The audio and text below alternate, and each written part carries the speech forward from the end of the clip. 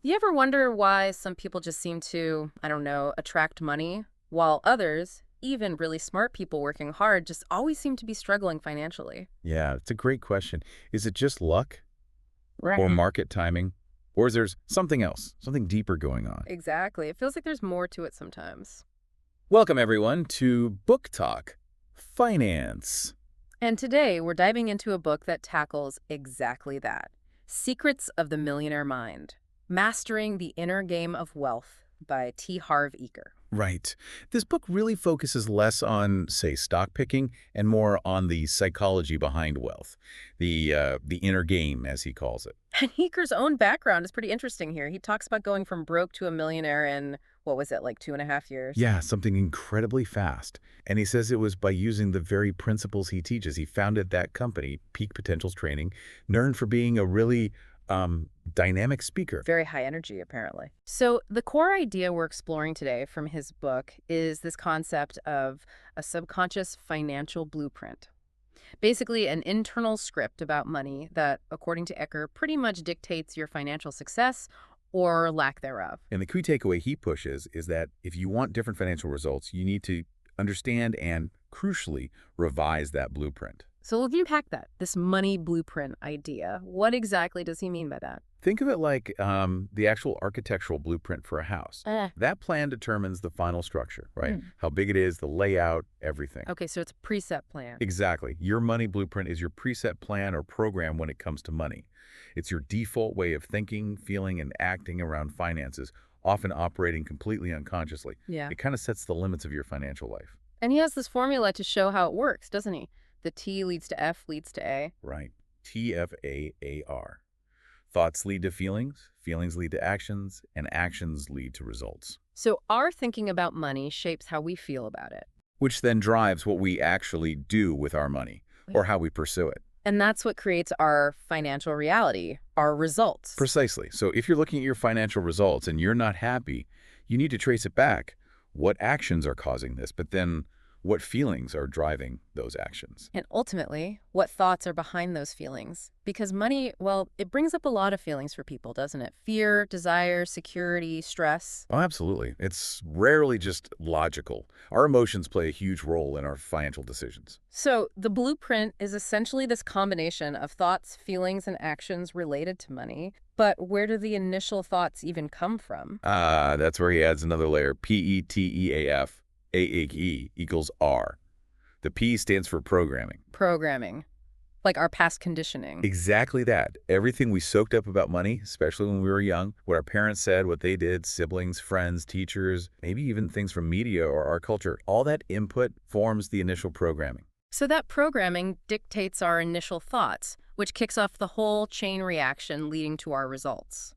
That makes a lot of sense, actually. It's like the foundation. It really is. And Aker breaks down this programming into three main types. The first one is verbal programming. Okay, so what we literally heard about money. Yep. All those phrases and statements repeated around you growing up.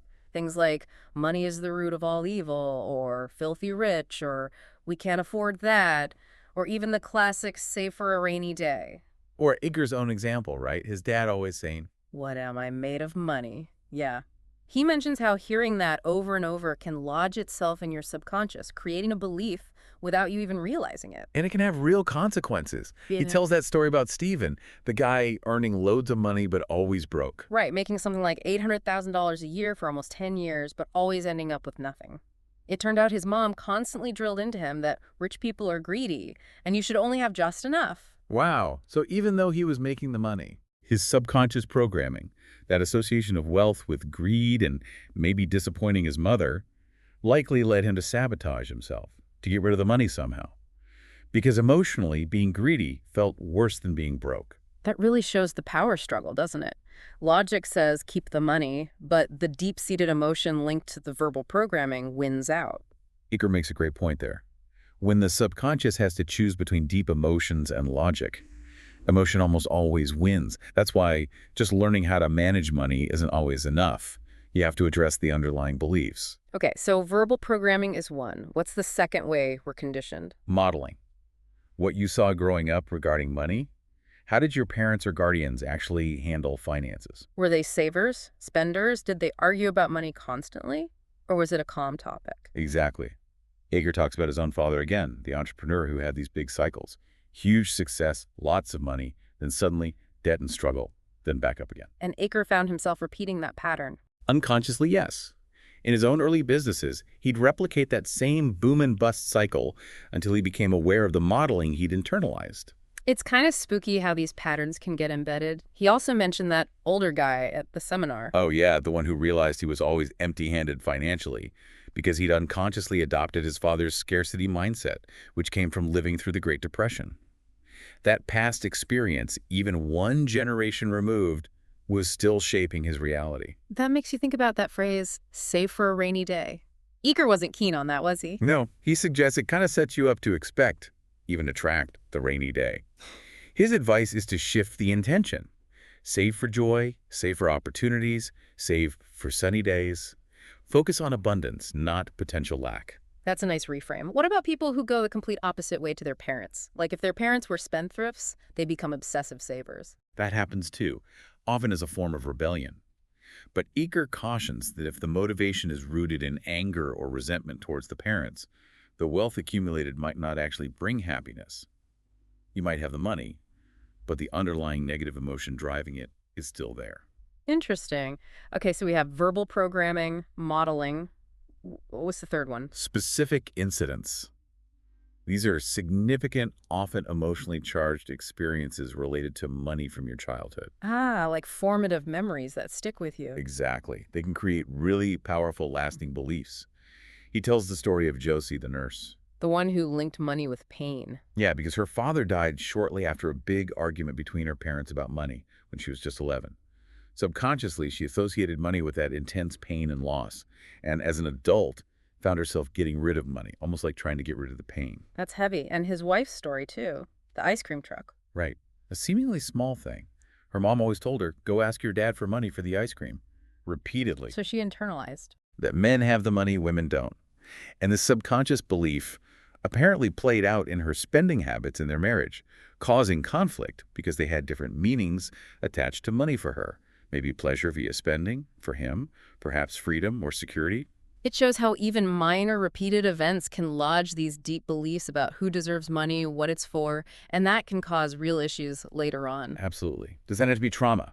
Just consistent messaging or experiences? Okay, so we've got this blueprint formed by what we heard, what we saw, and specific things that happened. It feels a bit deterministic. How do we actually change it if it's so deeply programmed? That's the crucial part. Eker introduces declarations as a key tool for this. Declarations, how are they different from, say, affirmations? Good question. He makes a distinction. Affirmations often state something as if it's already true. I am wealthy, which your mind might resist if it doesn't feel true yet. Declarations are more like statements of powerful intent. You're declaring your intention to adopt a certain belief or move in a certain direction. Okay, so it's about stating your intention forcefully. Exactly. You say them out loud with conviction. He suggests things like, my inner world creates my outer world, or I have a millionaire mind. And he even recommends physically touching your head and heart while saying them, to kind of anchor it physically and mentally. Sending a strong message to your subconscious and maybe the universe, as he puts it. Pretty much. But even before declarations, the absolute first step, he stresses, is awareness. You can't change what you don't know exists. Bingo. You have to start observing yourself, your thoughts about money, your fears around it, your automatic habits, your beliefs, your actions. Without that awareness, you're just running the old program. So really paying attention, maybe noticing, every time I get a bonus, I immediately feel the urge to spend it, or I avoid looking at my bank balance. Exactly, that kind of self-observation. That leads to what Eker calls consciousness, which isn't just being awake, but actively observing your thoughts and actions so you can make choices in the present, rather than just reacting based on past programming. Moving from autopilot to being the pilot. Well put. Most of the time, he argues, we are on autopilot, ruled by that past conditioning. Consciousness is about taking back control, making deliberate choices about your financial life right now. That feels more empowering. It's not just about being stuck with the past. Definitely. And he offers a really stark way to think about it. Every thought you have is either an investment moving you towards success or it's a cost pulling you away. Wow. Okay.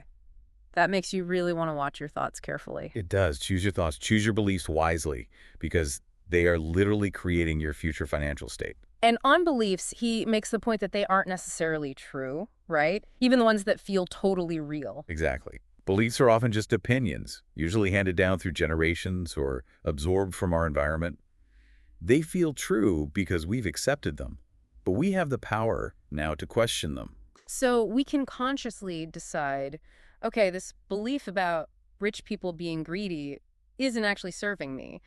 I choose to believe something else, like money allows me to be generous and make a difference. Precisely. You can choose to let go of non-supportive beliefs and intentionally adopt new, empowering ones that align with the financial life you want to create.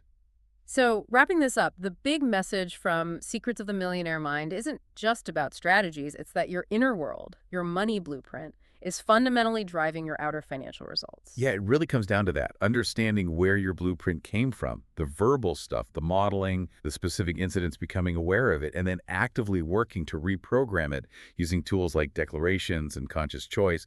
That's the path Eker lays out. It's definitely a process, probably takes ongoing effort, but it feels like a really crucial piece of the financial puzzle that often gets overlooked. We really encourage you, listening now, to think about this. What messages did you hear about money? What did you see?